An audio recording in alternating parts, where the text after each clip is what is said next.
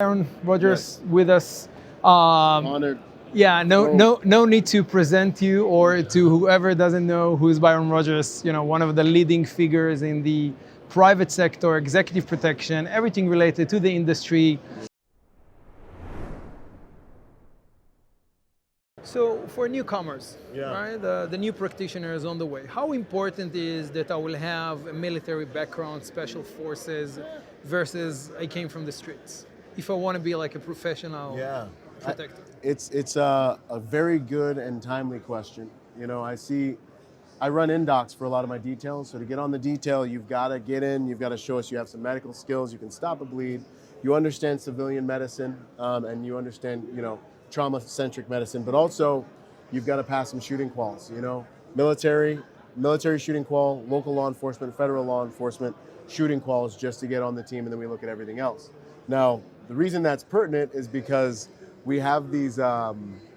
We have military guys, we have law enforcement guys. They get out there, hey, I've been to Iraq, and I'm a military guy, so I'm pulling for these guys. I'm like, come on, man. And they get out there, and then I got my Jimmy civilian who's like, yeah, I go to the range, I shoot a little bit, I train with these little groups here and there, I hit the mats 3 times a week, and they get out there, man, and they're competent right now because they're investing in themselves right now. And the cup is empty when I tell them to do things because they're not already cooler than me. You know what I mean? So I love civilians. The guy that got me in the industry is a civilian. And I think as long as you are currently training, because what I care about is what you can do when we cross that line of departure, and you're a genuine protector and you can empty the cup, you're perfect for this industry regardless of your background.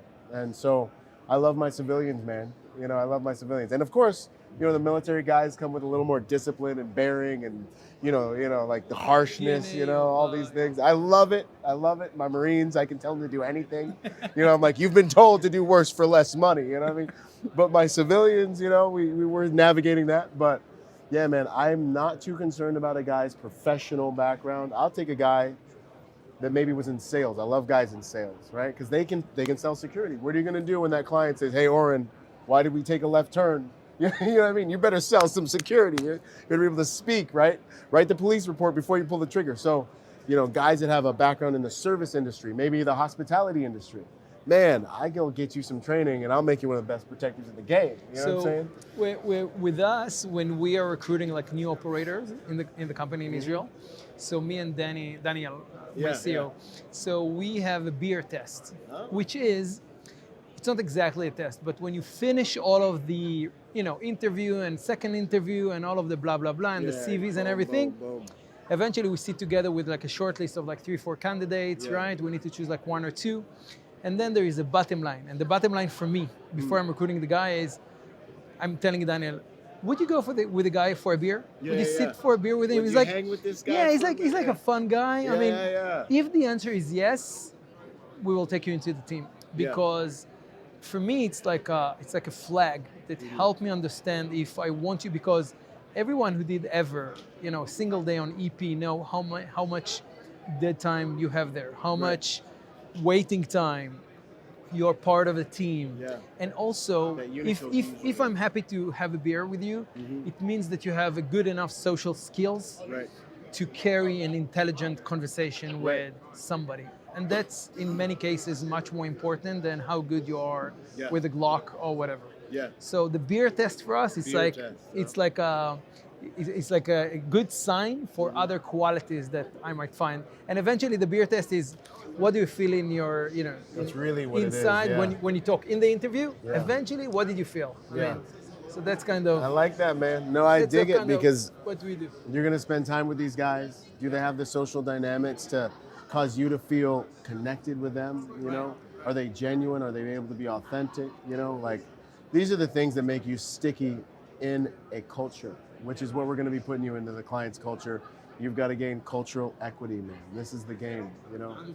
I love it, man. That's a smart one. I might have to take that one from you, man. Hey, but you need to reserve the rights, right? Yeah. I'll cite my source when I'm like, No, I love it. And I love what you guys are doing, man. I love anything that, and another big initiative of mine has been really to take this industry and get it out to the world so people are aware of what we do, help it mature, help people recognize us as, like I said, as consummate professionals, but understanding that this is a mature industry with people that are worth really, really looking at, not, because when I first started, it was like, you better know a guy on a detail, otherwise you just, and then you're married to that detail because you may never get this opportunity again. Now there's so many opportunities.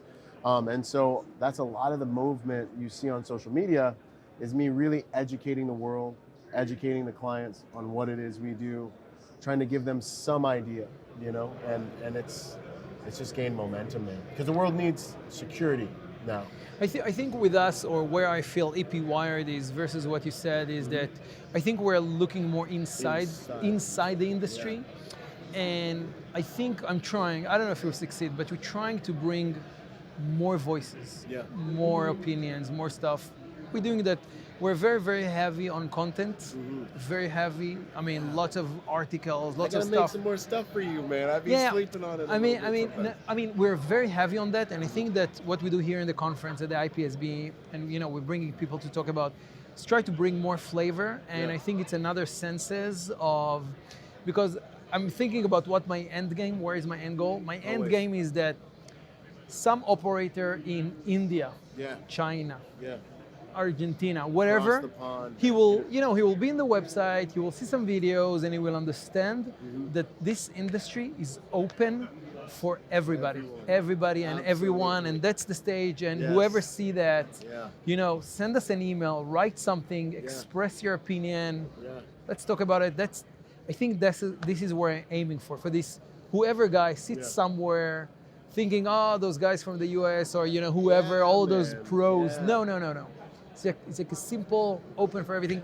This is what we're trying to get. Yep. I don't know, but it's part of that. No, I love it. And the cool thing about that is consistent. That's what you said to me last year too, bro. We are consistent. That's what you said to me. I was like, what do you, and you're like, this is for everyone. This is open forum.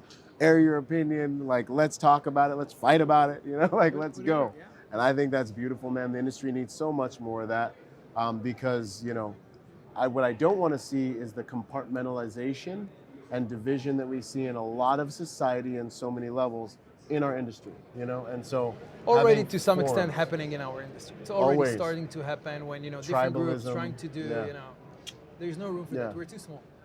We're too small and we're too smart, man. We keep spreading the love, man. My podcast, same way, man. Let's go, just get people out there and tell their stories and canonize and crystallize so much of the beautiful information people have. Yeah. When I started my podcast, I was like, I'm gonna run out of guests, but I've realized there's so many awesome people in this industry doing so many amazing things that I haven't even been able to get to all of them, so it's an honor, man. It's an honor to do life and be on this journey with you, Very Heck cool. yeah. Boom.